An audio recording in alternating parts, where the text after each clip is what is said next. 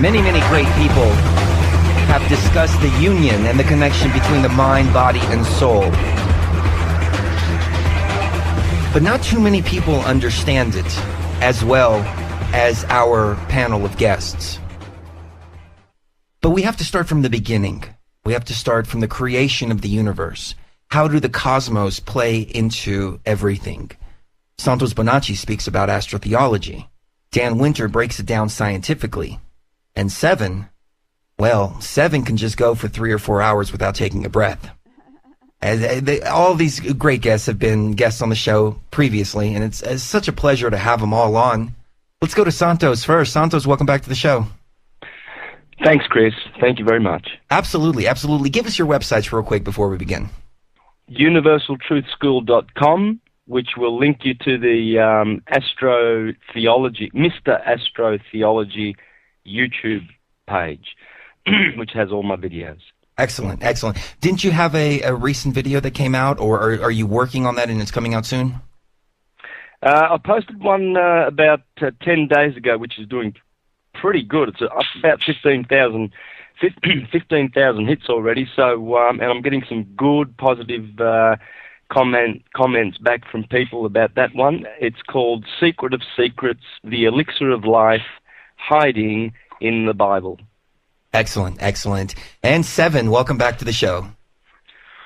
Oh man, it's definitely good to be forward, and it's just an awesome night for us. I mean, I'm super excited over here. I'm just got my coolers running just to stay cool. Nice. What's going on at resistance2010.com? Oh, lots of stuff. We definitely have a show coming up tomorrow, so I'm going to be doing it back to back. We're going to talk about the origins of language, and we're just continuously expanding more with the universal system. And of course, that's www.astroquest.com. So, like I said, I'm just really, really excited to be here and working for the universe. Excellent, excellent. And Mr. Dan Winter, who blew my mind on the last show, and I'm sure he's going to do it again this show. Welcome back, sir.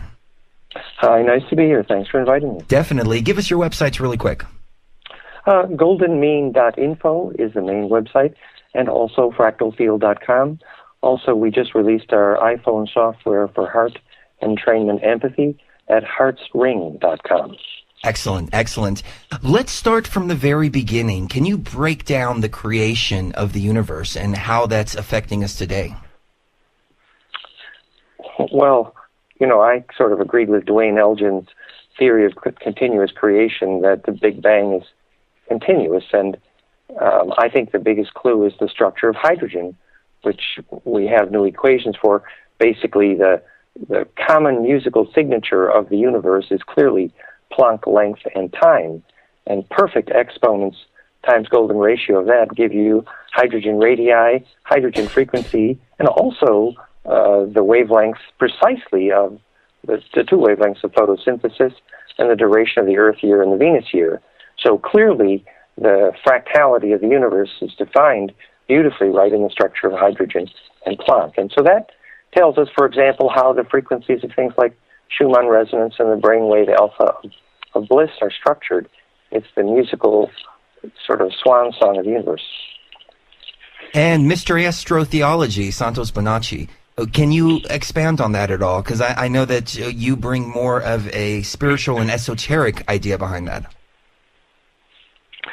Yes, well, in the Prisca Theologia, the ancients had the system of emanation, whereby everything proceeded from the cause through the demiurge, which would be the element of fire in Plato's four elements, the four solids, which is light, and the photon, and then proceeds through air, water, and earth.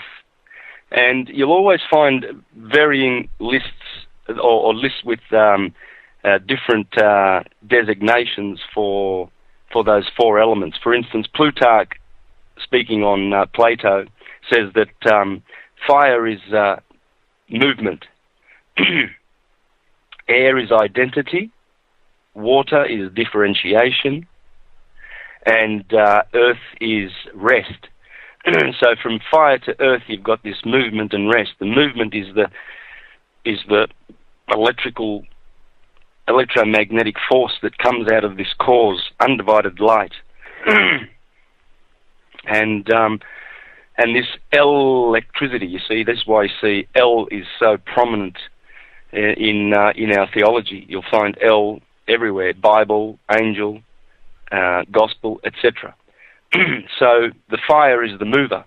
Everything is movement in the universe, motion, and that's the fire principle, you see, acting on the other lower principles, the lower emanations.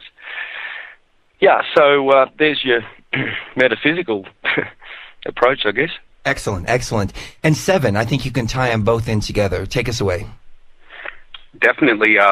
The two gentlemen did a definite job at giving us the micro-macro of exactly how it looks. I definitely have been into the Gnostic text and understand the Gnostic description of how the universe was formed.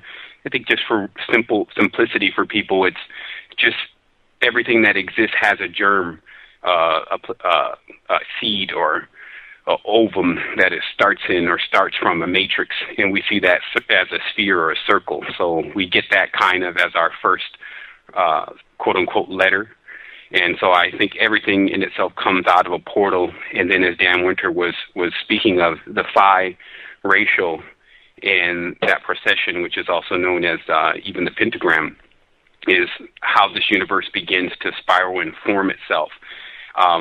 Of course, I've looked a lot more deeper into what kind of beings can put that together, whether that just has a spontaneous reaction infinitely throughout universes, or is someone in possession of this knowledge. And so that's, of course, where I've gone a little bit deeper with my work, is identifying who has been using this kind of system to create worlds. But I would say our beginning definitely starts from a germ type stage, and we've been constantly going through metamorphosis in these matrices that's based on geometry of us moving through lives and experience and gaining rings like a tree to become more complex or more simple beings, depending upon, how you're working your balance.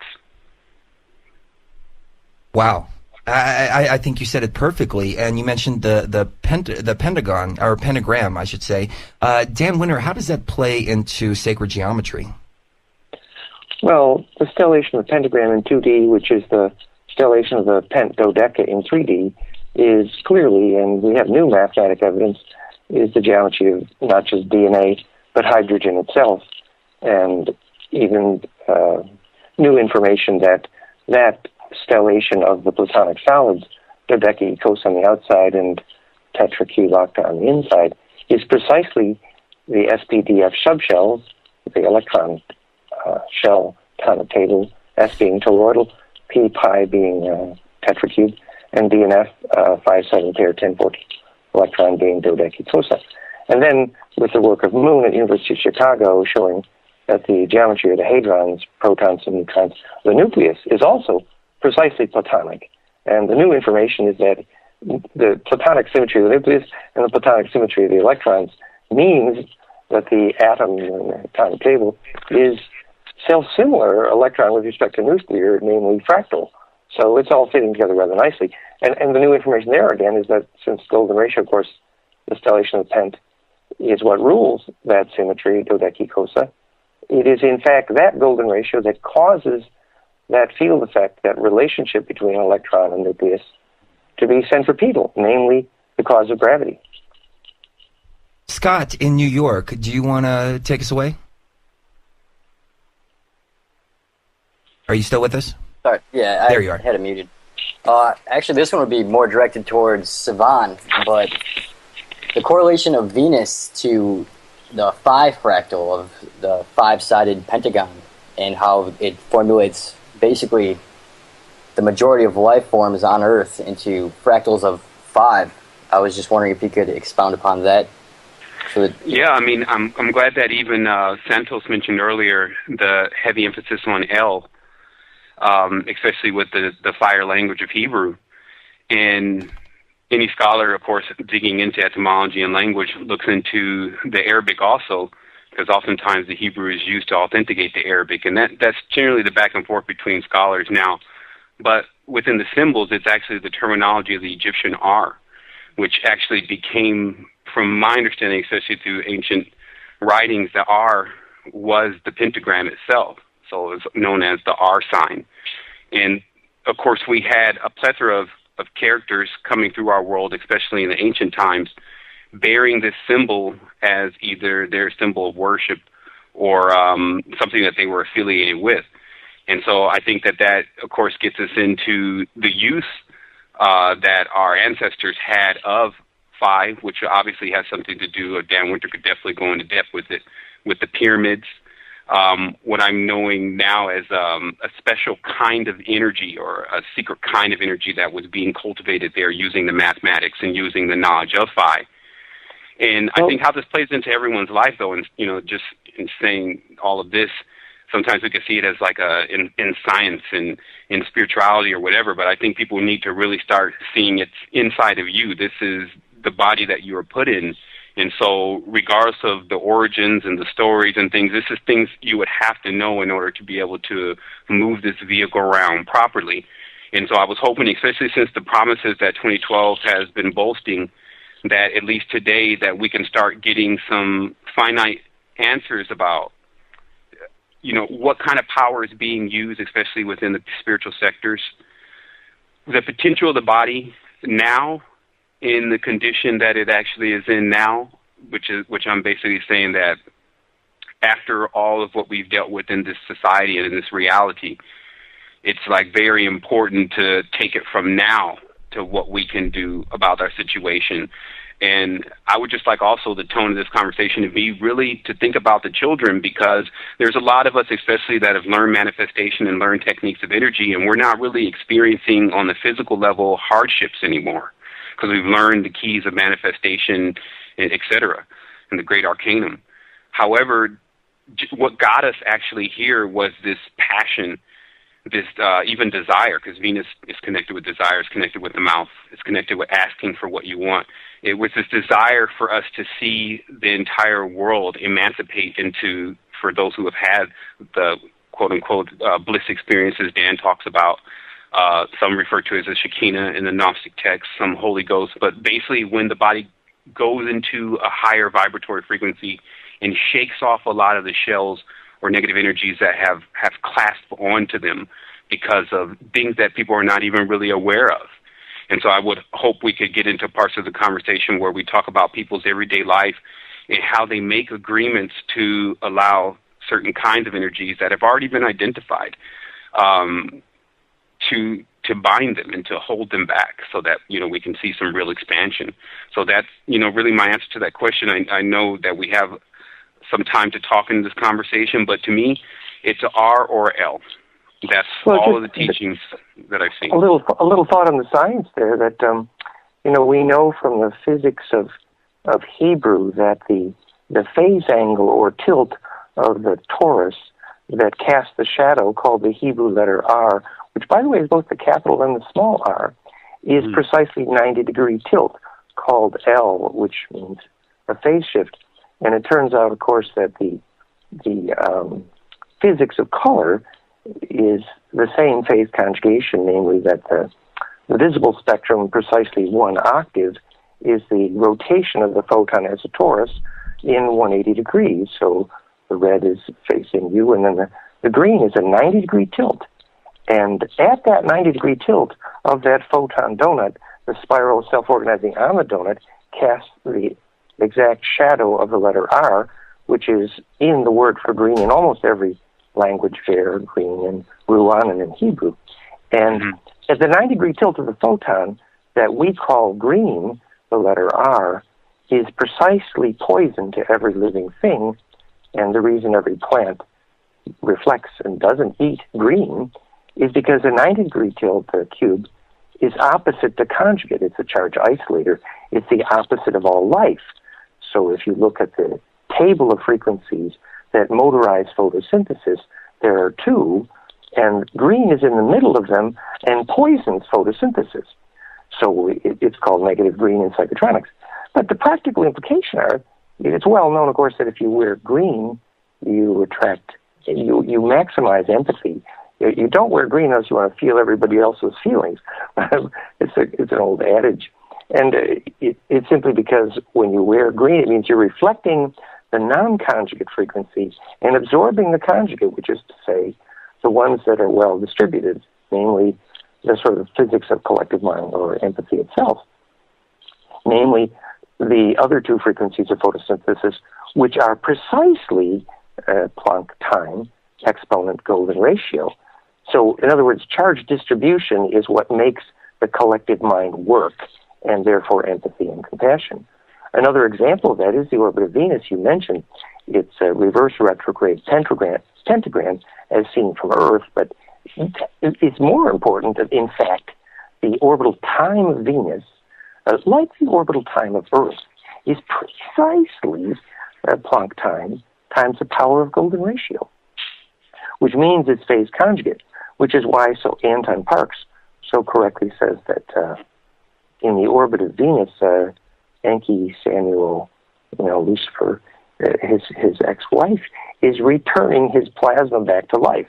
In other words, Osiris is rising, and where he's coming back? The orbit of Venus. We wrote all it up in the physics of coincidence at goldenmean.info/coincidence, namely that the physics of coincidence is simply charge rotation perfected by fractality. But it's a lesson that only structures which are, in fact, conjugate or pant or golden ratio, which means charge distribution, John, eons, geon, to branch, the meaning of divine, only those are inhabitable. So don't try and fall in love with anything else. Santos, can you elaborate on that a bit? Well, that was music to my ears. Thanks, Dan. That was exquisite.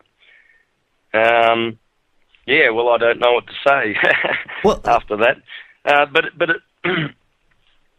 But it appears that the ancients were interested in the study of how to discriminate and discern which were the good angles coming in and which were the bad angles. In astrology, astrology they're angles or angels, and the language of angels is astrology, because it'll tell you the angles. You see, on March the 24th, when I was born, the angle of sunlight piercing through the magnetosphere of the Earth was at 2 degrees Aries. 5 days after that, it's a different angle. You see, so those influences are different. And you see, when someone is born and they draw their first breath, according to astrologers, that's the moment that their carbon crystal bodies just absorb all the angles from the seven. It's always the seven visible orbs, that is, of the solar system. And, as they react with each other dynamically in their orbits, you see, and you come out of your mother's waters into the air. You've come from the water element to the air element, from differentiation into identity. You draw your first breath, and there you go. You've received all those. You see, and as Dan said, the angle of L is 90 degrees, so it has a particular influence. You see, some of those angles are destructive. It's interesting. If I could chime in on that 90 degrees, because there was names mentioned such as Samael. And what I also see, of course, for people who are just listening to the conversation, so they're wondering, like, okay, well, what are you talking about? Are you talking about on the astral plane? Are you talking about, underneath the microscope, underneath a spectroscope? And, of course, we're actually referring to something that is taking place on all of those subsequent levels as we understand the universal system. But on the physical world, I think it's important for people to understand that how this R and L is playing out is definitely with the conflict going on between Israel and the Arab countries, which actually even bear the names and the symbols of what we're discussing. So I want to get just clear for the people, are we in a realm, because of course I know the answer to these questions, but I think it's important for people to logically come to the answers themselves. Are we in a realm that constantly functions on this level of what Phi shows, as the Chinese explained it, is more like combustion, which is where there's a constant conflict because there is a dualistic being that is on the planet. And through this conflict, they still push along the universe as if they're more or less the feet of the universe that's still responsible, like a Uru, carrying the load of the more crown chakra ethereal essence of still ourselves. Someone's like, what happens is people don't really understand what's going on. They end up trapped in becoming more of the chariot for the higher state of who they really are. Now, it's also interesting to me that when I even look at the L and the R, because I understand that English in every way, especially for those who understand the Kabbalistic value of English, is attempting to adhere and add to these mystical languages. By showing us, even with our arms, which is what we use to defend and protect ourselves, what we use to fight, we have a left arm, a L, and a right arm. Then I see, of course, that the right arm to us corresponds more to a physical reality or the external reality, while the left arm is clearly, quote unquote, the left-hand path, the more the internal situation that we're experiencing. But why is it, and the question is being presented then for myself, why is it that it is so difficult for the teachers that we have now that are using all the tools from the internet and radio shows and things to still just come out and say what has to be said about the situation with these entities? Because if you look at Coast to Coast... So then, I think to do the science is pure science, we would understand these things, of course, in wave mechanic terms, which is the only purpose of geometry study. The L, which as in Elohim means ability to make the phase shift. An example would be, of course, that electricity refers to the fact that electricity, electric and magnetic forces are only discriminated by whether you measure them in one axis or the perpendicular axis. So electricity and magnetism are never separate. It's just the measurement of flux on the surface of a donut at an L or 90-degree relationship. That's what the relationship of electric and magnetic is. Now, an Elohim, or one who could make that phase shift, was one who could take that translation of vorticity, which is how you name the golden spiral. If you study it in hydrodynamics, it's named optimized translation of vorticity. So it's obviously the path around the L. Getting around an L is like in astrology, where a 90-degree or a square relationship is called a stressor. But the physics of that is simple. It's the same reason a square corner is evil in Feng Shui, because a 90-degree relationship for waves, a cube, creates, of course, powers of 2 octave relationships, which create, in physics, maximum destructive wave interference. So obviously a T-square or a square in astrology is going to be a stressor because it's creating destructive wave interference the same way it does in Feng Shui.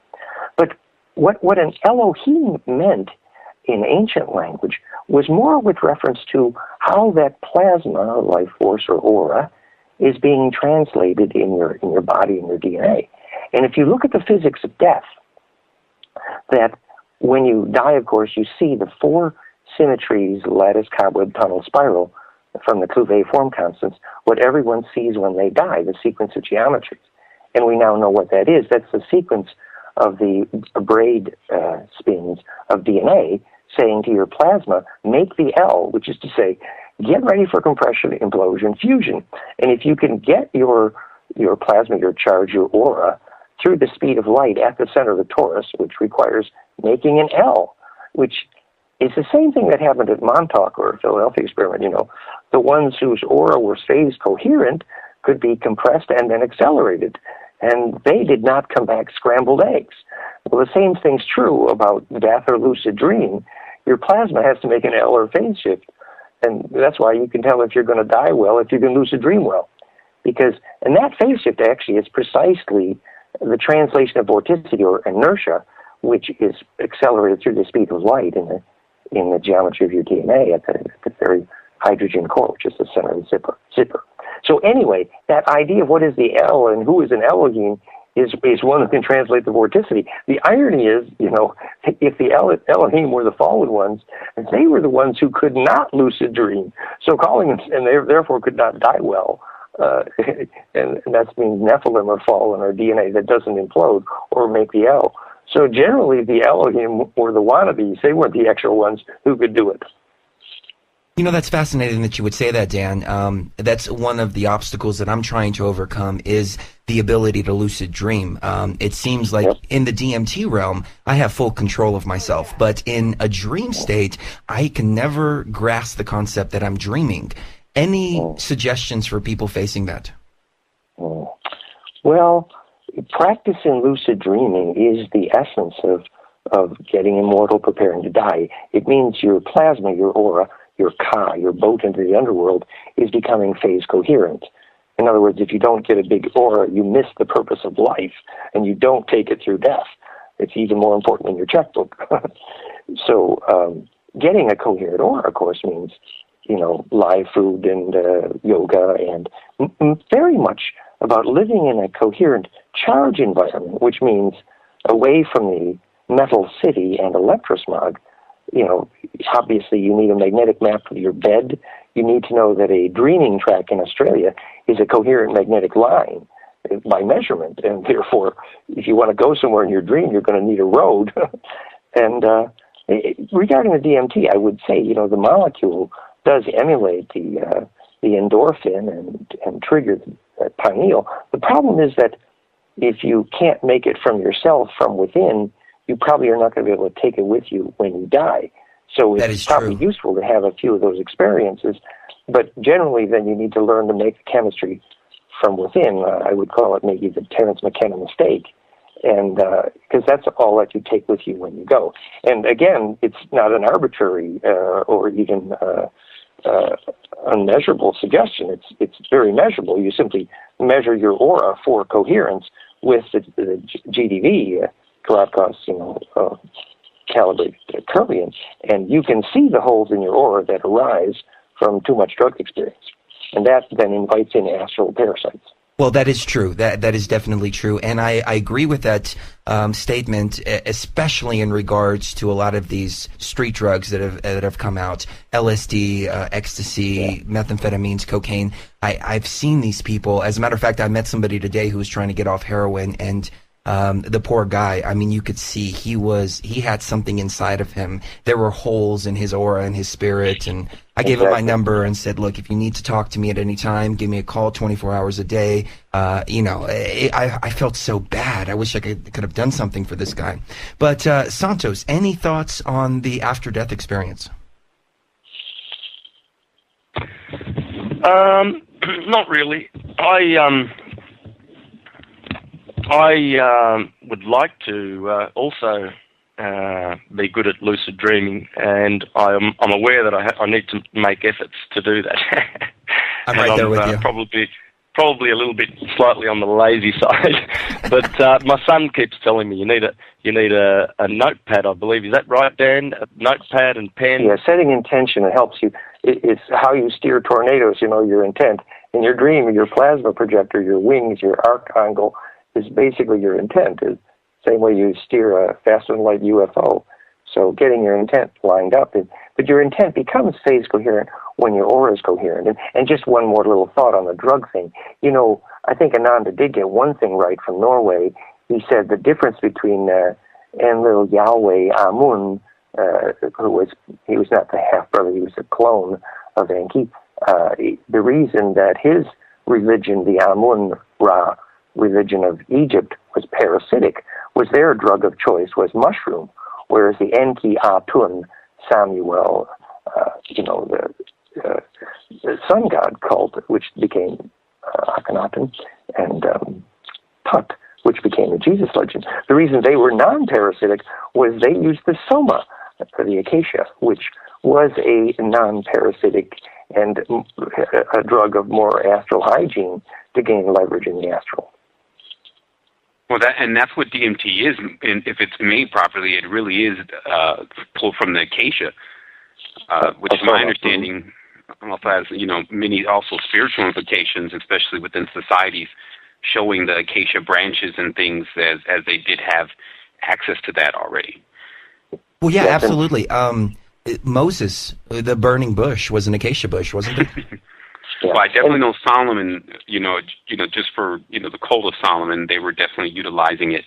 I think even the acacia traces into the Cassiel, or the Cassia or Cassiopeia, that constellation, and what the Ethiopians had gathered there in Upper Egypt.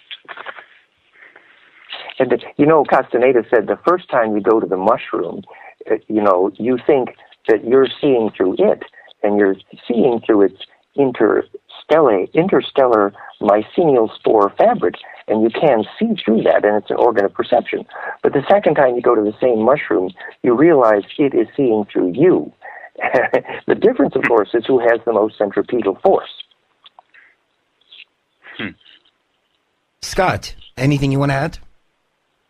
Yeah, actually, this one, I'd like to share an actual experience that I've had on several occasions, something I've witnessed, and I'd actually like your guys' opinion on this, especially you, Dan, because you know a lot of the science behind the physics of reality.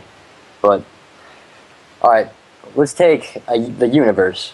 We'll call the universe, I mean, it's probably far more vast than this, but take several galaxies, like a cluster of galaxies, and zoom into a galaxy. So now you have one galaxy. You keep zooming. You found a solar system. You zoom in, keep zooming in, zoom into a life form. Zoom into their cell, go into their atom, keep going and going and going. And then eventually, the exterior will fold in as it implodes. It'll unfold as though it were like a toroidal motion, like a toroidal configuration. So as you're going down, eventually it's going to unfold into everything, and you're going to come back to that same cluster of galaxies if you follow the same linear, not exactly linear, but the same chain that you followed the first time. But basically what I'm saying is literally as above, so below. Yes, as it beautifully refers to the principle of fractality, and in that famous film Powers of Ten, which sort of animates what you just said, you see that the structure of the nucleus looks like a solar system, etc.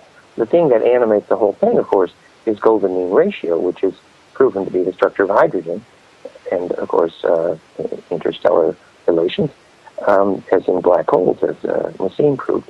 So the new information, that golden mean ratio, optimizes the principle of fractality, and the new information also is that fractality of the out, as above, so below, is actually what makes the whole thing centripetal, and therefore self-organizing, and causes not just gravity, but mindfulness itself. And that really brings us to what's the beautiful nature of the principle here. And I would use Tom Bearden's film on the phase conjugation in the structure of the atom and the structure of the nucleus. It's the climax of our new article, fractalfield.com/mathematics of fusion. And basically Tom Bearden says, look, this here nucleus is just a rolling ball of plasma, and when you pump it with a phase conjugate wave, suddenly it implodes, and you make fusion, you make gravity, make scalar waves, and all the cool stuff. But the new information is that makes the nucleus, particularly of hydrogen, in a way an organ of perception, which is to say, perception itself is caused by when phase conjugation, and when I say phase conjugation, just visualize two pine cones learning to kiss noses, which is to say a caduceus from two sides.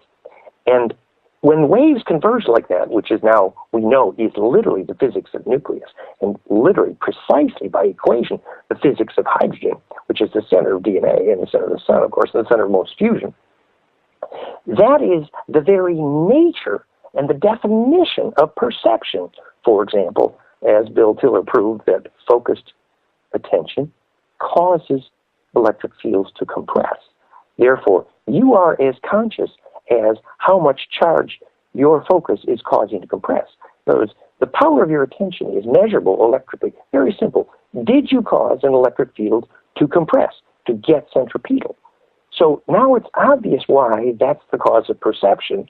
If you want to measure peak perception, you measure brainwave EEG. If the alpha to beta is golden mean ratio, which is called bliss or ecstasy or enlightenment, suddenly the plasma ball at the center of your brain, just like the plasma ball at the center of hydrogen, started to phase conjugate and implode. And you call that perception, sorting waves into phase, which is precisely how a physicist defines phase conjugate optics.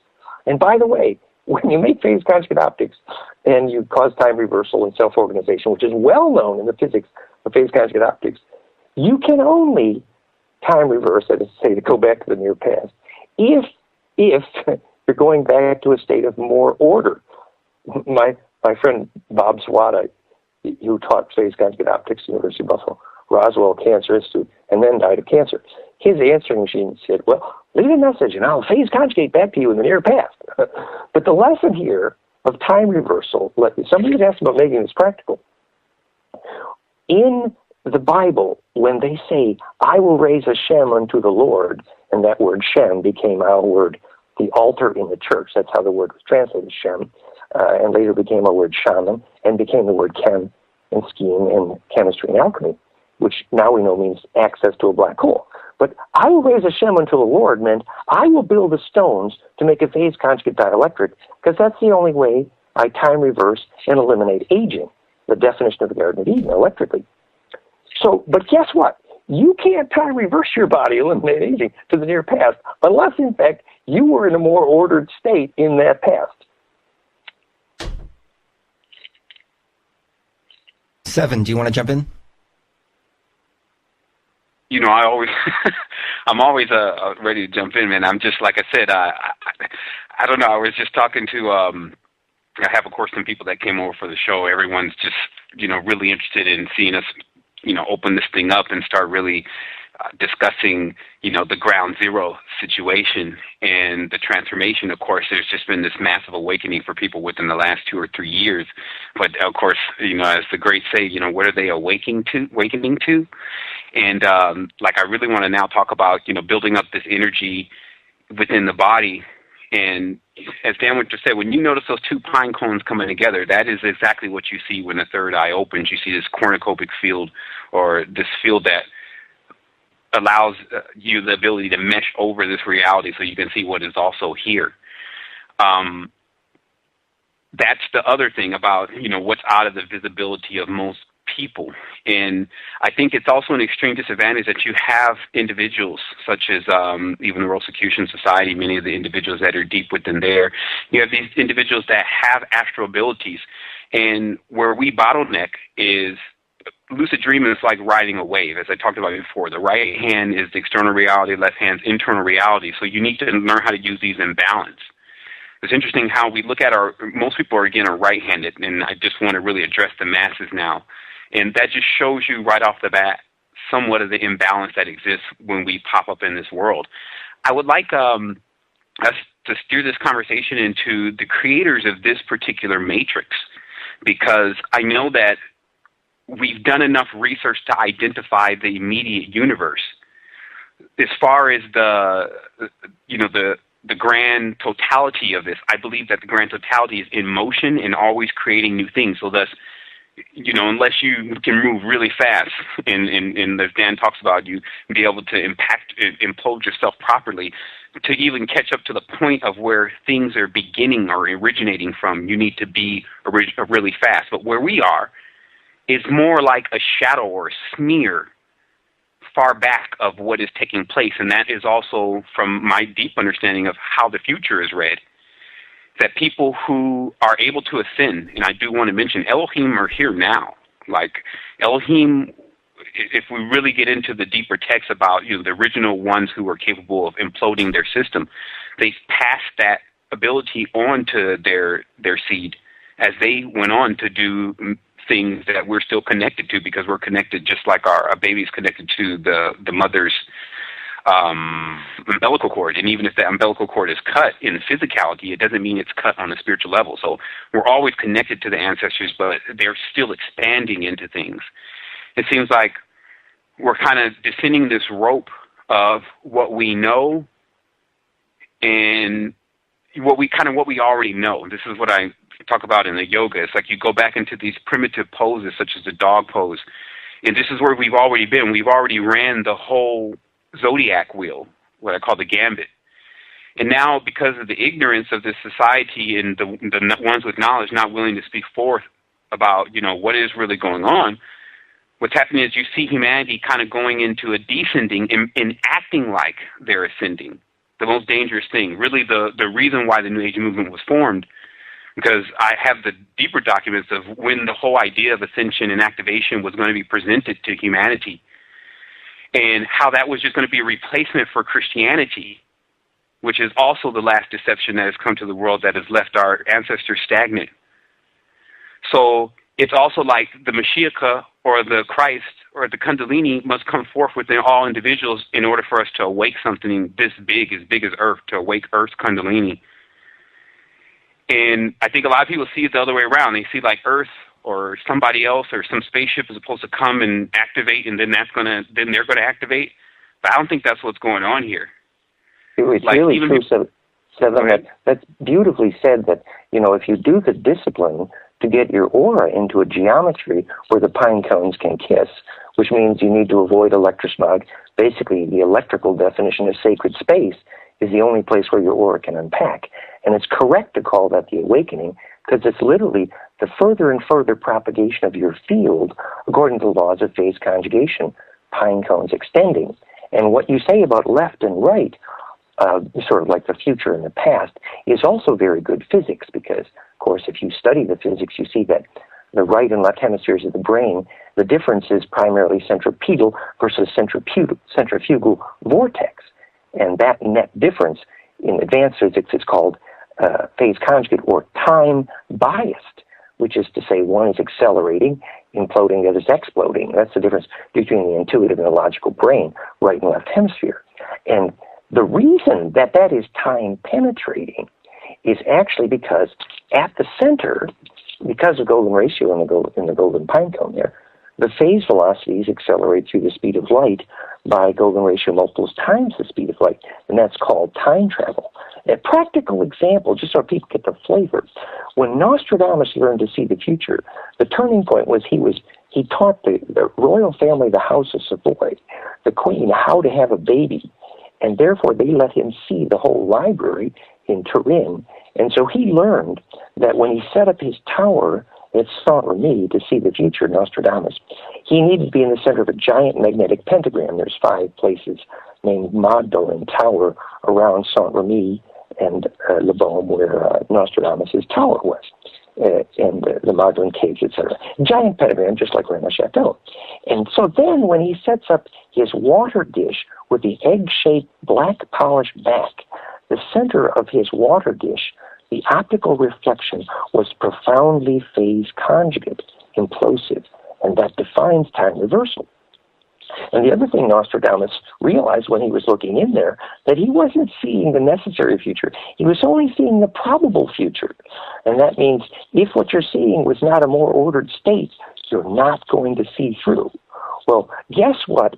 Every single time traveler at Montauk consistently reported was none of them, not one of them, could see through 2012. That's been reported by a bunch of them. Guess what?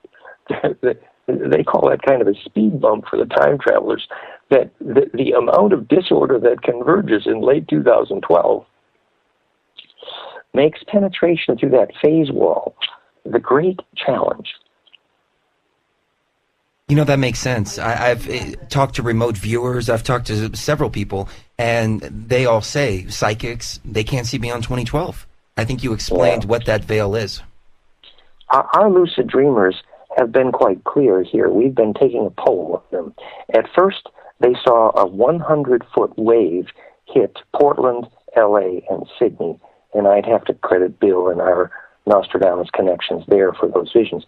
But then a bunch of lucid dreamers came in even more clear that they say late October. The crop circle people say September 12 is the high water, but these lucid dreamers are all agreeing late October, that the volcano, which is now in the headlines in New Zealand, becomes the Antarctica volcano, Mount Erebus. And of course, that goes across Antarctica, a whole string of volcanoes later this year. Their vision is very clear, actually. And as a result, 1/2 of the 9,000-foot ice sheet, if the North Pole melts, basically nothing happens. But if the South Pole melts 9,000 feet, it's well known in physics that the sea level rise is 200 feet. And all these dreamers are clear and consistent. They saw half that ice slide in with a 60 to 100 feet sea level rise, which they have a couple hours notice in the southern hemisphere, and we get 2 to 3 days notice in the northern hemisphere later this year, taking out most every coastal city on the planet, all the oil and all the ports and most of the nuclear plants, and that's what they see. You know, it's amazing you said Portland, Dan. Let me just make this comment real quick, and then I'll pass it right back over to you, Sevan. I was in a deep meditative state not too long ago, and we were contemplating moving to Portland, and I heard many messages in this meditation, and one of them was, you can't move to Portland. There's going to be an event, and you have to stay in Colorado where you are in the mountains. And I didn't say that something was going to happen to Portland. I mean, the event could have been that I just meet somebody here locally, or, you know, it just says you have to stay in Colorado. But since this happened, you are probably the 5th person on the show to mention a tidal wave type scenario in Portland. The lucid dreamers did not see a tsunami wave. They saw a wave that rose gradually and then just stayed high, 60 to 100 feet sea level. They even saw them desperately trying to plug the Straits of Gibraltar because they had a day or two notice and they failed. So at that point, of course, the globe, since most coastal cities and a dramatic portion of the planet's population, had to move. But they had like a day's notice, but it means, the end of most of the power and all the global oil, and it's a major thing. Wow. Santos, you've been kind of quiet back there. Do you want to chime in on anything? Yeah, look, I'm just thinking that the necessity of us to to prepare ourselves, Yep. Because these visions are coming for a good reason. We need to remember who we are, and it's basically what's happening is these people that are attuned to the higher vibration are picking up this, that potentially what could be coming could be just disastrous, So we need to get the vibration ready, because whatever happens, we need to be right so that we can go to the next place, you see. Definitely. I think also, my teachers always taught me, we were trained to prevent this kind of stuff. As they talk about the Geki, they used to man the ship, meaning that we had the ability to take Earth wherever we wanted to when we had activated humans. And that's the other thing about this, phage conjugation, etc. It doesn't become something that people can do in a reality where, again, Samael is riding on their backs. Like, I think, again, I'm really just trying to figure out if we're really going to pull out the tools, or we're going to wait until it gets all the way up to the point where it's actually going to happen and then we pull out the tools. Because I'm also seeing where our fears are attracting our children. Like, our fears are where we won't go. And because of that, our children are basically headlong into the abyss. Like, I wanted to bring it up earlier, but if you didn't notice, like shows such as Coast to Coast only feature individuals now talking about Goetia and talking about the darker paths that we know that have been opened up by the same individuals that we're calling the elite, and we're calling elite parties that have... You know what, Sevan? We've got to take this top of the hour break. We skipped the bottom of the hour, but on the other side, we'll go until the top of the hour. So we'll be right back right here on Truth Frequency.